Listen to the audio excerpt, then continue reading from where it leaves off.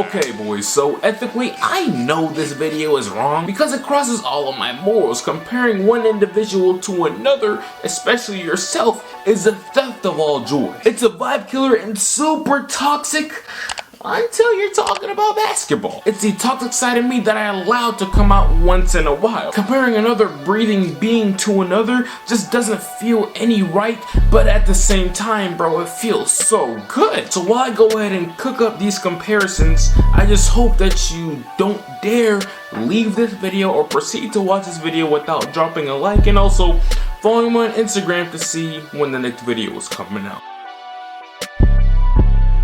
So the very first comparison that we're going to be making today is Cade Cunningham. Well, not really, I just lied. I literally made an entire video, a whole like 8-10 minute video about Cade Cunningham's NBA comparison. But you most likely didn't see it because my channel was in the shadow realms of YouTube, a super deep abyss. But it's back and I'm back. And real quick, let's run it back and let me tell you his very quick NBA comparison. It's Jason Tatum and Luka Doncic. Yeah, that dude is something serious. Those two players are gonna be top 5 NBA players in the next 5 years in my humble opinion, if not sooner. And if he draws the most similarity in the NBA today from those type of players, oh my god, this man is gonna be generational, conventional, and sensational. I can't give him enough praise though because there's plenty other prospects that I want to touch on just a little bit. A good transition is to Scottie Barnes, the easiest comparison in the draft like ever. The casual NBA fan can even tell you who he reminds you of. He's a 6'9" forward who is limited when it comes to creating for himself,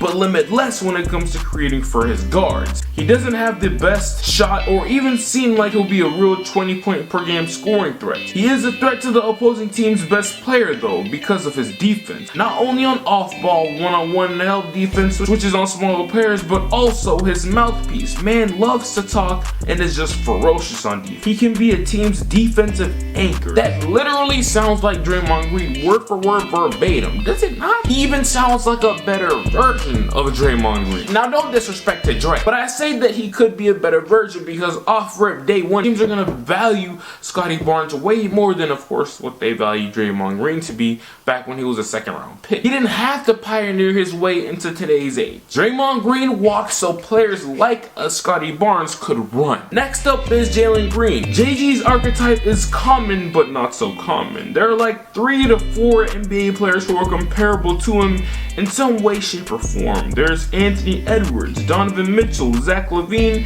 and I could go on and on. His playstyle, jumper, improving handle, flashy dunks, and etc. just reeks of a 25-point per game scorer, or maybe even more one day at his peak. Jalen is most right now comparable to Bradley Beal. I do not love that comparison, but I cannot avoid it. And oh my god. Wow, I just had an epiphany live on camera. That's crazy. I'm not in love with the Bradley Beal comparison because I think of Bradley Beal today with a ton of wiggle and swivel on the basketball court. Jalen Green is more like 2013-14 Bradley Beal, back when he was skinnier and didn't have as much of an elite handle, just like Jalen Green right now. Also, when it comes to the stardom tier in the NBA, I believe he could be viewed in the same light as Beal as well. Now, after this point in the NBA draft, there isn't much obvious comparisons to make. We gotta get real creative and real innovative. So I'm gonna need all y'all to be on all 10 of your ugly little toes. So who do you think we should go ahead and compare next? Here I am talking to the camera again and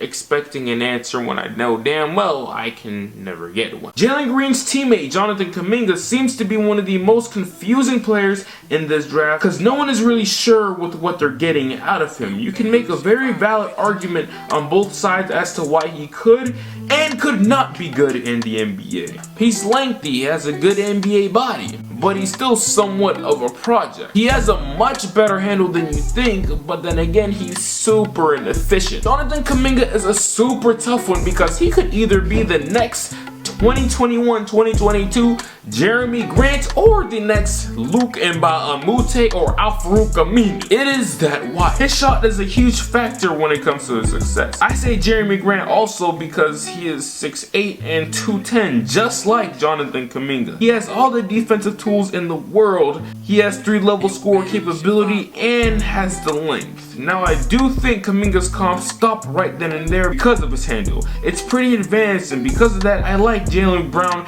added to the mix too. If he can get his shot down, then he can for sure hit that all-star status one day. One of my best comparisons, and also one of my really weirdest ones as well, is about one of my favorite players out of this draft class. Sharife Cooper, alright? Now look, I gotta get this off quick. Ish Smith and Trae Young. Okay, there you go. I'm not saying his name again because, bro, the first name I'm not saying again, but the second name, Trae Young, is a part of the comparison. I'm not saying the first name because it's kind of embarrassing. If you didn't hear me the first time, I don't want you to run it back. I don't want to waste your time, alright? I'm gonna say it again. Ish Smith and Trae Young. Yup. I said it, digest it, and deal with it. Cause it's what I'm going with. Ish Smith is a great comparison. Because of how quick he is. Nobody wants to talk about it in the NBA world, but bro, trust me, I'm gonna be one of the first ones to bring it up. He has one of the quickest first steps in the entire league. Nobody wants to talk about it though because he's Ish effing Smith. Who's a fan of that? Nobody. He's indeed though one of the quickest guards in the league. Y'all will never be ready to admit that though because you don't watch Ish Smith and only focus on star-studded freaks. Ish's finishing ability is ballsy and reminds me of Shariefe because I always think it's gonna get blocked whenever a defender just breathes on him. But he's smart, like Cooper, and knows his angles and tight windows. Trae Young also does the same exact thing.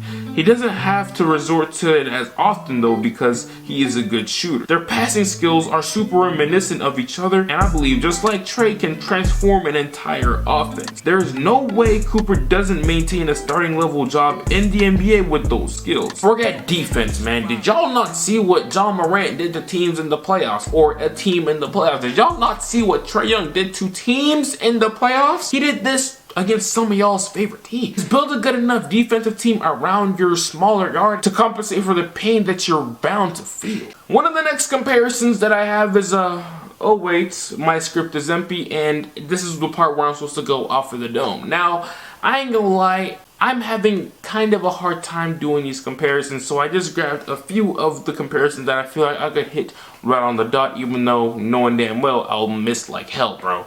Like, when I say miss, I'm talking Ben Simmons at the free throw line type of miss. It just be like that though. It's just for entertainment, boys. But one of the easier comparisons that I can make, bro, is Corey Kispert, Joe Harris. Is that racist? I don't know. They kind of look alike, and of course they have the same exact skills and strengths.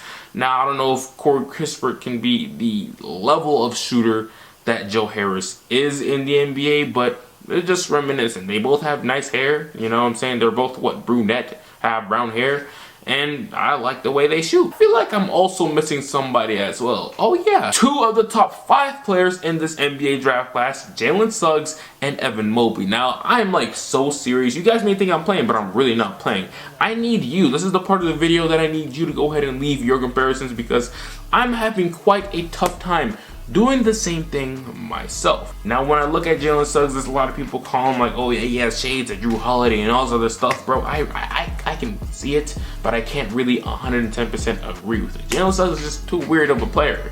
You know what I'm saying? There's some certain narratives about him that are just simply misleading about his like shooting, bro. Now, I like Jalen Suggs. I of course would love to have him on my team. Of course, this is a winning type player. I just get the vibe from him, but I just have a lot of shooting concerns. His free throw shot scares me, and just I don't know. I don't want to get into that rabbit hole. But please, this is your job. Go ahead and give me a Jalen Suggs comparison, and also an Evan Mobley comparison too, because there's a lot of bigs in the NBA who are not like him. The only big right now that I can think of, right before I just recorded this video, I was watching Team USA highlights. The only big I can think of who can do similar things to Evan Mobley on the court is like Bam Adebayo. When it comes to like in a complete package, a lot of Evan Mobley's strengths on the court, Bam Adebayo has these same exact strengths. Now, they're nothing like Bam Adebayo was undersized as a center in the NBA, and Evan Mobley's like 7'1", has like a 7 I think a 7'3" wingspan. Correct me if I'm wrong. Bam Adebayo is of course great at initiating the offense, and Evan Mobley is pretty damn good at it as well. He's a good passer. Bam is one of the 3 best passers at the center position in the entire NBA. You know what I'm saying? I don't know. I'm not sure if I'm in love with that comparison, but it's just a slight comparison that I have. He's more so built like a Pau Gasol, except he's a little bit more athletic. I don't know. I'm just having too much headache and too much conflicts internally, so I really need you to go ahead and save my butt. And while you're doing that, I'm gonna go ahead and most likely sign out. This is Mojo99. If you're watching this video, man, I really do appreciate you for taking your time out of your day just to watch me talk my nonsense about basketball. If you enjoyed this, go ahead and leave me a like, comment, share, subscribe, and blah blah, all that good stuff. But outside of everything that I just said, I really do hope that you go ahead and make your deal. Until then, I'll get right with you. No way, remember back when I couldn't get a play, no home, I ain't have a place to stay, I got to work, made the surf free the way, told my girl who'd ever thought.